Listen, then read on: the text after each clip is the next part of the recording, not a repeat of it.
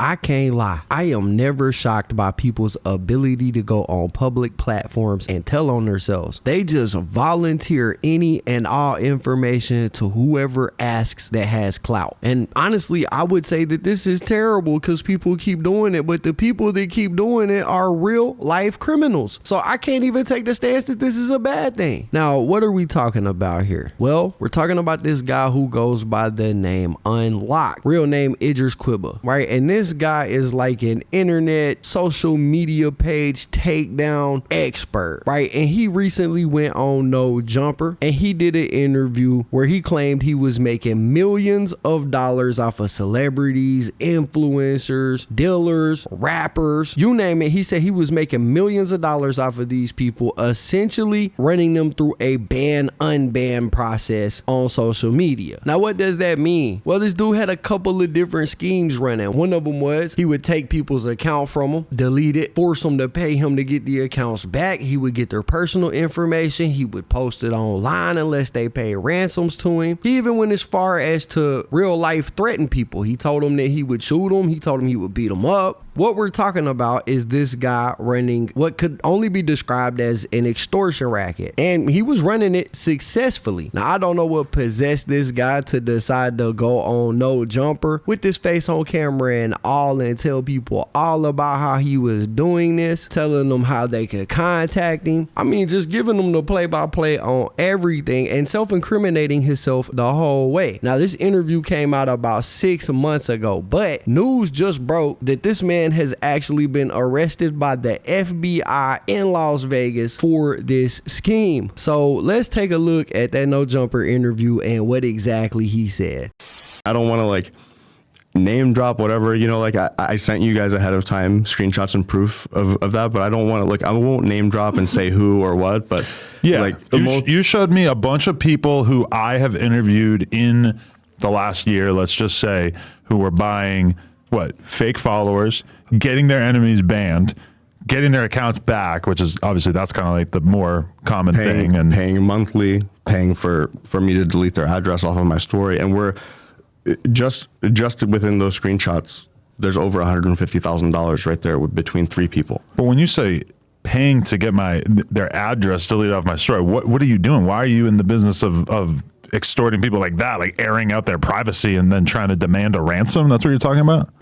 So when you look at it at on the surface, 100% what you said is right and sounds right. Correct. So it's like for us, when somebody comes to us and they end up in the situation where they're paying us monthly for their account back, right? Uh-huh. For me, I have a couple options. It's like I can sit there and keep deleting their account, doing this, that, whatever. And then it's like, what's the most valuable thing to you is where you live. What's the most private thing? You're a trapper. You know what I mean? Like you sell. Right. End of the day, as much as anybody that's going to watch this is going to hate to hear it, this, that, or the other. So what he's talking about in that specific part of this interview is he's basically saying that what he would do is he would get people who are trapping, right? He would get their personal information and then he would essentially threaten to post that up online unless they paid him a fee. But this dude had a bunch of schemes he was running. Like I said, he also talks about selling people fake followers. He talks about working with people to get their enemies' accounts taken down, working with the people who got their accounts taken down to get their accounts back. And he goes into great detail about this. So much so that you heard him say that he showed Adam 22 messages where he made $150,000 between 3 people doing this to him. But that isn't where this story ends, because he continues in this interview with the self-incrimination, going on to say that certain people, like influencers and stuff that he knows has regular large sums of money coming in, he'll just charge them monthly. So he'll employ these same kind of tactics against them, except for instead of charging them a one-time fee, he'll say, nah, this is gonna cost you $5,000-$10,000 a month ongoing. Make sure you send that to me and nothing will happen. So it's like, really, you know, but I mean, what you're describing there though is like, which I think is going to make people think you're particularly sinister, is you're describing like having someone who doesn't owe you money, but then you decide that you want to get more money out of them, so you start airing out their private details. That's going to strike quite a few people, I think. Is that what you're describing? No, they were already on a monthly plan. Okay. They stopped paying. Oh, so it's people who do owe you money. Yeah, it's just you stop paying. You know what I mean? Instead of you paying 10 grand a month, now I'm going to make you pay 50 and put you back to 15 grand a month. It's very simple. You know what I mean? If I don't post again on my social media ever again, ever, I'm going to wake up every month to $600,000. 622. Travis, how much am I allowed to ask? Travis, how much? 620. Can you check 620 what? I feel like I'm doing the feds and the police a favor. I'm giving them with this interview. No. No, I mean, I haven't given them or anybody anything really that, you know, I gave you guys, you know, just enough to like give you an understanding of how that game works, you know. You gave me enough that I definitely believe you. I mean, I sent you screenshots and I sent you proof of a bunch of people I know who I was like, you do this? That's crazy. Going on No Jumper and claiming you're making $600,000 a month from extortion is crazy work. But he was right. He did give us just enough. And you know who else he gave just enough? The feds. Like I said, this interview was over 6 months ago. Since the day it dropped, the feds have been sitting in their office rubbing their hands together like Birdman, just collecting the evidence. Because he was just arrested by the FBI in Las Vegas because of the things that he said in this No Jumper interview. And again, he was talking extremely reckless. Instagram and vote, like, I'm going to destroy your life in this, like, in every single way possible. Like, imagine like you're perma on jury duty. You're getting signed up for the army. Your phone, every phone number that you have is going you can't live anymore. You're going to set up a payment plan. Even if you can only pay fucking $20 a month, you're going to pay. You know, that's one of the few ways that I'll like give you a few examples without me like saying something that's going to put me in fucking prison. Right. You know, but well, how much of a concern is that? Because it does strike me that a lot of what you're describing sounds illegal, but it also sounds like it would be difficult for the government to make a case about, since it would just be kind of hard to follow the tracks, right? Everything I'm saying is just a story. The level of self-awareness that doesn't exist in this interview is mind-blowing.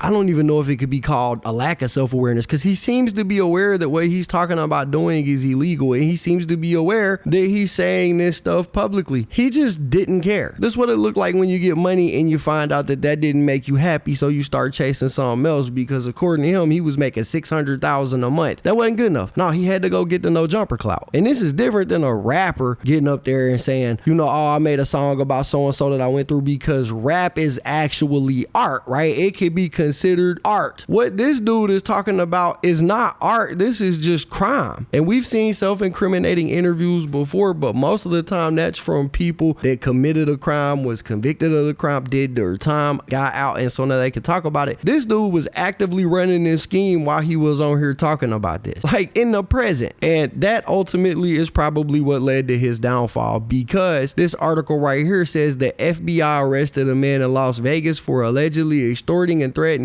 customers and Instagram influencers as part of an online business to block and unlock social media accounts. FBI agents arrested Idris Quiba on Monday as part of an investigation that began in April, records say. Now, keep that in mind. They started their investigation of April. He gave that No Jumper interview in January. So the investigation started after the No Jumper interview. Quiba runs the website Unlocked for Life and uses the names Danny and Unlock. Officials said that Quiba is a Moroccan national in the country legally, but is not a U.S. citizen. So not only was this dude doing this in America, but he wasn't even an American citizen, man. This is crazy. On multiple occasions through different means, Quiba has stated if he feels any law enforcement pressure or is arrested and makes bail, he will flee back to Morocco and live like a king, the FBI said. They alleged that Quiba outlined an extortion scheme during a podcast in January, where he also said that he makes $600,000 a month through his website Unlocked for Life. Oh, so the FBI officially name dropped No Jumper. And a lot of these podcasters pride themselves on, oh, my interviews have never been used to indict or incriminate anybody. Well, that all changes today. It says during the No Jumper podcast, Quiba described locking victims out of their social media accounts and then charging the victims to unlock the account. Quiba stated he profits by locking victims out of their social media accounts on Instagram and charges the victims to unlock the account. The FBI lists several alleged victims in court documents, including unnamed celebrities and influencers. In one case, a social media influencer inquired about purchasing a username from Quiba. When the influencer did not go through with the purchase, Quiba allegedly threatened the influencer, blocked him, and demanded $10,000 to unlock it. In another case, a businessman paid Quiba $25,000 for a unique Instagram handle. The businessman never received control control of the handle, and Quiba demanded $100,000 instead. The man then started receiving threats to shoot or injure his family members and business partners. Yo, that's crazy. It also says earlier this month, a person took out a restraining order against Quiba for similar allegations. Quiba then allegedly sent text messages to the person, including the message, "Cute restraining order. Last I checked, you're still gonna